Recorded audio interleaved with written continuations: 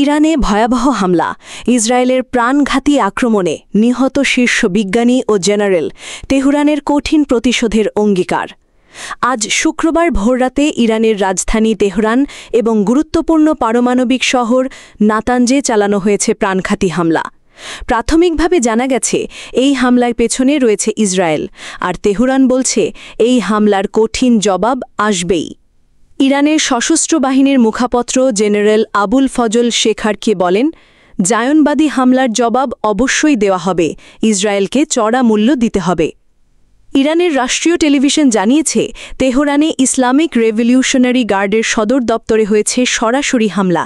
এতে নিহত হয়েছেন বিপ্লবী গার্ডের প্রধান মেজর জেনারেল হোসেইন সালামি ও ফারেদুন আব্বাসি, যিনি ২৫ বছর ধরে ছিলেন ইরানের পারমাণবিক শক্তি বিষয়ক শীর্ষ কর্মকর্তা।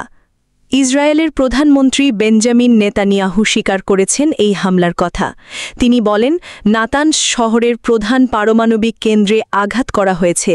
যারা পারমাণবিক বোমা তৈরির সঙ্গে যুক্ত, তারাই ছিল এই হামলার মূল লক্ষ্য। ইসরায়েল এটিকে বলছে আগাম প্রতিরোধমূলক হামলা। অন্যদিকে তেহরান বলছে এটি সরাসরি যুদ্ধ ঘোষণার শামিল। সর্বশেষ তথ্যে জানা গেছে, তেহরান জুড়ে ৬ থেকে ৯টি বিস্ফোরণের শব্দ শোনা গেছে। আঘাত হানা হয়েছে আবাসিক ভবনেও। উত্তরের শহরগুলোতেও শোনা গেছে বিস্ফোরণের কম্পন। ইসরায়েল ইতিমধ্যে ঘোষণা দিয়েছে বিশেষ জরুরি অবস্থা, আর ইরান সরকারের উচ্চ পর্যায়ে চলছে প্রতিশোধ পরিকল্পনার চূড়ান্ত আলোচনা। বিশ্ব আবারও দাঁড়িয়ে গেছে এক নতুন উত্তেজনার মুখোমুখি।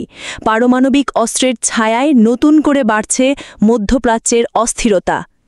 এই উত্তপ্ত পরিস্থিতির মাঝে সবার একটাই প্রশ্ন, ইরানের প্রতিশোধ কেমন হবে? আর এই সংঘাতের শেষ কোথায়? এই ধরনের আরও গুরুত্বপূর্ণ আপডেট পেতে সাবস্ক্রাইব করুন বাংলাদেশ আপডেট চ্যানেলটি। কমেন্টে জানান, আপনি কি মনে করেন যুদ্ধ কি আসন্ন?